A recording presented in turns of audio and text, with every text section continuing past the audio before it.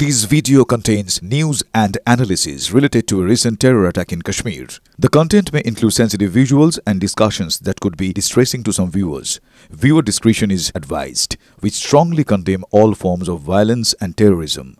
The purpose of the content is solely to inform and create awareness based on verified reports. জল স্থল থেকে আকাশ ভারতের শক্তি প্রদর্শন দেখতে পাওয়া যাচ্ছে। যে কোনো জায়গা থেকে পাকিস্তানকে প্রত্যাঘাত করতে ভারত কমপ্লিটলি রেডি। ভারত প্রস্তুত। উত্তরপ্রদেশের শাহজাহানপুরে গঙ্গা এক্সপ্রেসওয়েতে রাফাল, মিরাজ, সুখোইয়ের টাচডাউন দেখাচ্ছি সেই ছবি আপনাদের। এক্সক্লুসিভ সেই ছবি আপনারা দেখছেন। উত্তরপ্রদেশের শাহজাহানপুরে গঙ্গা এক্সপ্রেসওয়েতে রাফাল, মিরাজ, সুখোইয়ের টাচডাউন। রাস্তা থেকে অপারেশনে প্রস্তুত ভারতের যুদ্ধ বিমান। ভারতীয় বায়ুসেনার শক্তি প্রদর্শন শাহজাহানপুর, উত্তরপ্রদেশ। সেই ছবি দেখছেন গঙ্গা এক্সপ্রেসওয়েতে। জল স্থল থেকে আকাশ ভারতের শক্তি প্রদর্শন। যে কোনো জায়গা থেকে পাকিস্তানকে প্রত্যাঘাতে ভারত সম্পূর্ণরূপে প্রস্তুত। উত্তরপ্রদেশের শাহজাহানপুরে গঙ্গা এক্সপ্রেসওয়েতে রাফাল, মিরাজ, সুখোইয়ের টাচডাউনের ছবি আপনারা দেখছেন। এক্সক্লুসিভ ছবি। রাস্তা থেকেও অপারেশনে প্রস্তুত ভারতের যুদ্ধ বিমান।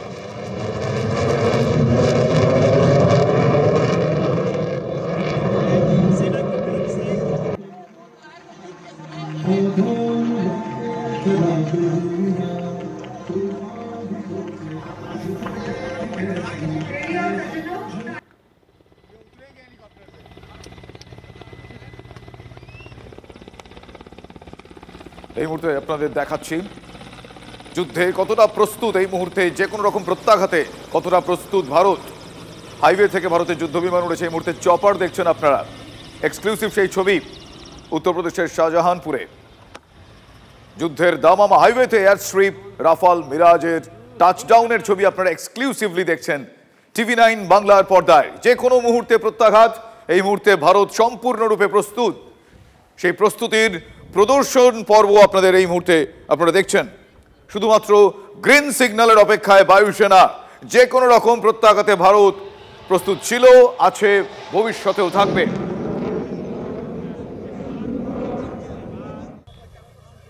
সামগ্রিকভাবে যে যুদ্ধ পরিস্থিতি তৈরি হয়েছে, ইতিমধ্যেই ভারতীয় সেনার দিক থেকে বফোর্স হাউজারের মতো কামান বিভিন্ন সেক্টরে বিভিন্ন সীমান্ত চৌকিতে মোতায়েন করা হয়েছে যে কোনো ধরনের পাকিস্তানের মিস অ্যাডভেঞ্চারের প্রত্যুত্তর দেওয়ার জন্য। অন্যদিকে বায়ুসেনার মহড়াও চলছে। একদিকে নিয়ন্ত্রণ রেখা বরাবর বিভিন্ন জায়গায় বায়ুসেনার মহড়া চলছে, দেশের ভেতরে বিভিন্ন জায়গায় বায়ুসেনার মহড়া চলছে এবং রাফালে থেকে শুরু করে সুখোই এবং মিরাজের যে বাহুবল, সেই বাহুবল কিন্তু গোটা বিশ্বকে ভারত কিন্তু বারবার সেটাকে দেখাচ্ছে এবং কোথাও সেই সতর্কবার্তা দেওয়া হচ্ছে পাকিস্তানকেও। আর বাদ নেই নৌসেনার দিক থেকেও। ভারতীয় নৌবহর গত কয়েক বছরে যথেষ্ট শক্তি বৃদ্ধি করেছে এবং দক্ষিণ এশিয়ার অন্যতম শক্তিশালী নৌবহর এই মুহূর্তে ভারতের একাধিক যুদ্ধজাহাজ ইতিমধ্যে কিন্তু আরব সাগরে সেখানে মোতায়েন করা হয়েছে এবং ক্রমাগত শক্তি বৃদ্ধি করা হচ্ছে যাতে কোনো ধরনের মিস অ্যাডভেঞ্চার পাকিস্তানের দিক থেকে না করা হয় এবং তার যোগ্য উত্তর পাকিস্তানকে দিতে পারে ভারত। এবং ইতিমধ্যে নিউক্লিয়ার সাবমেরিন থেকে শুরু করে ফ্রিগেট, ডেস্ট্রয়ারের মতো নৌবহরের যে অত্যন্ত গুরুত্বপূর্ণ যে অংশগুলো রয়েছে এবং যুদ্ধ বিমানবাহী যুদ্ধজাহাজ থেকে শুরু করে যে যুদ্ধজাহাজ থেকে সরাসরি ব্রহ্মোসের মতো ক্ষেপণাস্ত্র নিক্ষেপ করা সম্ভব, সেই ধরনের যুদ্ধজাহাজও কিন্তু আরব সাগরে মোতায়েন করা হচ্ছে এবং ক্রমাগত ভারতীয় রণতরী সেখানে শক্তি বৃদ্ধি করছে। অর্থাৎ বার্তাটা খুব পরিষ্কার। জল, স্থল, অন্তরিক্ষ যে কোনো দিক থেকে কিন্তু ভারত কোনো সময় প্রত্যাঘাত করতে পারে পাকিস্তানের এই পহেলগাম হত্যাকাণ্ডের মতো নারকীয় হত্যাকাণ্ড সংগঠনের প্রতিবাদে। ক্যামেরায় তুষারের সঙ্গে সিজার, TV9 বাংলা, শ্রীনগর। আমরা যখন পাকিস্তানের উপরে আক্রমণ করি, আমাদের ওয়ান অফ দ্য টার্গেট থাকে ওদের রানওয়ে গুলোকে নষ্ট করে দেওয়া। সিমিলারলি পাকিস্তানও চেষ্টা করে কি রানওয়ে গুলোকে ধ্বংস করার ভারতীয়দেরকে। তো এটা একটা প্রাইম টার্গেট থাকে।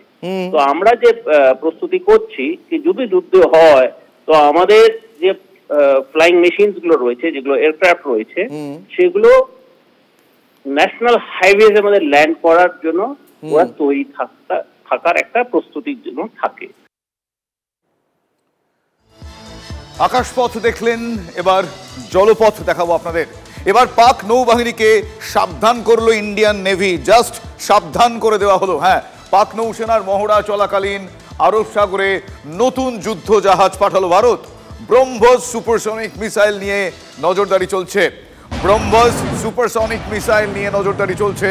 পাক নৌবাহিনীর থেকে মাত্র 80 নটিক্যাল মাইল দূরে রয়েছে ভারতের একাধিক যুদ্ধ জাহাজ, ফলে জলপথেও ভারত প্রস্তুত। ব্রহ্মস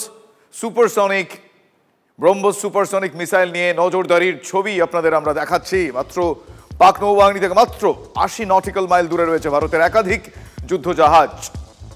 মহড়া চলাকালীন যুদ্ধ জাহাজ পাঠিয়েছে ভারত।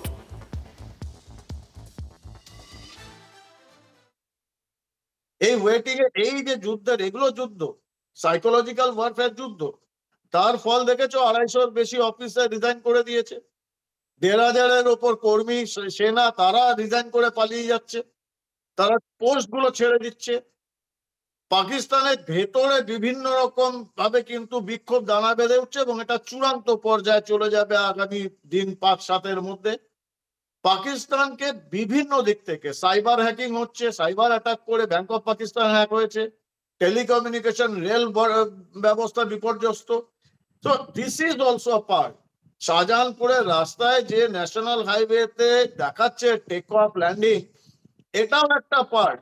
এগুলো যত দেখবে পাকিস্তানের সেনাবাহিনী তারা নিজেরা জানে সেটা কোন জায়গায় রয়েছে।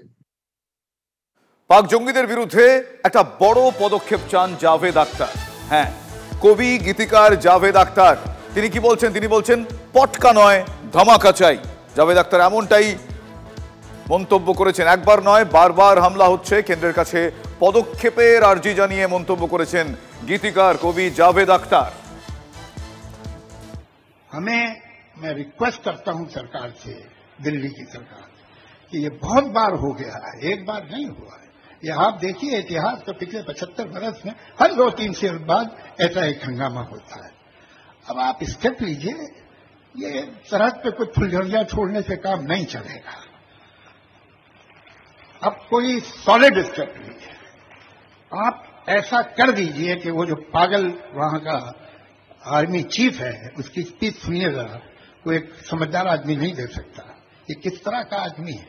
वो कहता है सही बात है, हिंदू अलग होते हैं, वो अलग कौम है, मुसलमान अलग कौम है। अरे इसको ये भी नहीं ख्याल कि उसके मुल्क में भी कुछ हिंदू रहते हैं, तो उनकी कोई इज्जत नहीं करता।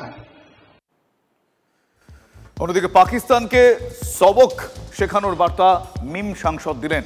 এবার ঘরে ঢুকে বসে থাকতে হবে, পিওকে নিয়ে কেন্দ্রকে পরামর্শ দিলেন আসাউদ্দিন ওয়াইসি।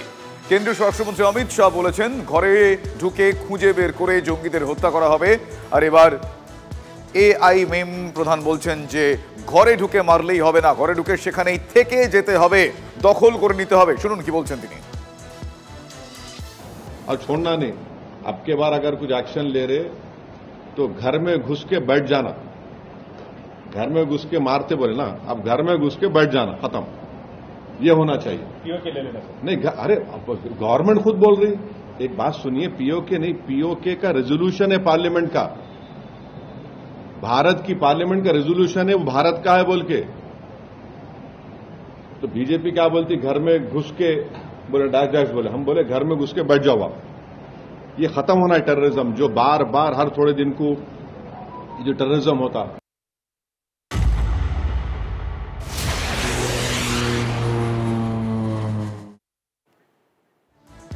আকাশপথে হামলার তীব্র আতঙ্কে রয়েছে পাকিস্তান।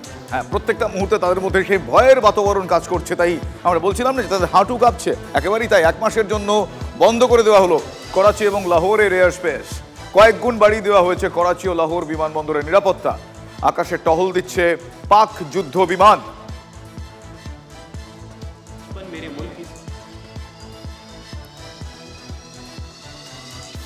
ভারতের যুদ্ধ মহড়া দেখেই একেবারে থরহরি কম্প পাকিস্তানের।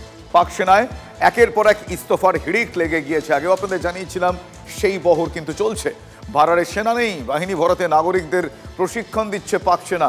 চাকরি ছেড়ে পালিয়েছে একাধিক পাক জওয়ান অফিসার। সেনায় কোনো লোক নেই, তাই এবার নাগরিকদেরই ট্রেনিং দিয়ে সামাল দেওয়ার চেষ্টা করছে পাকিস্তান। ভাবুন একবার তাদের কি পরিস্থিতি। এই মুহূর্তে যে দুটো আলাদা আলাদা ছবি আপনারা দেখছেন, ভারতের যুদ্ধ মহড়া, পাকিস্তানের যুদ্ধ মহড়াও দেখতে পাওয়া যাচ্ছে। সেই ছবি আপনারা দেখছেন। সাধারণ নাগরিককে ট্রেনিং দিচ্ছে পাক সেনা। বুঝুন একবার তাদের কি পরিস্থিতি। তার কারণ সেনারাই সেনার উপর আর ভরসা রাখতে পারছেন না। থরহরি কম্প শুধু দেশের নয়, দেশের এই থরহরি কম্প দশা দেখে সেনা এবং সেখানকার বেশ কিছু সেনার কর্তা তারা রেজিগনেশন দিয়ে দিয়েছেন, তারা ছেড়ে পালিয়ে যাচ্ছেন, তারা লজ্জায় ভয়ে পালিয়ে যাচ্ছেন।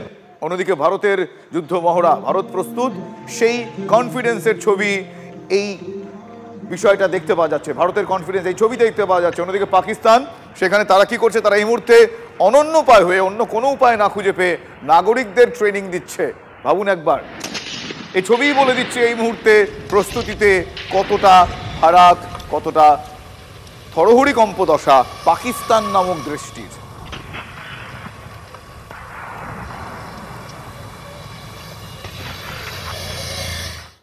পাকিস্তানে যে জঙ্গি সক্রিয়তা, মানে জঙ্গিরা যে সেখানে সক্রিয়, সেই কথা স্বীকার করে নিলেন প্রাক্তন পাক বিদেশমন্ত্রী বিলাওয়াল ভুট্টো।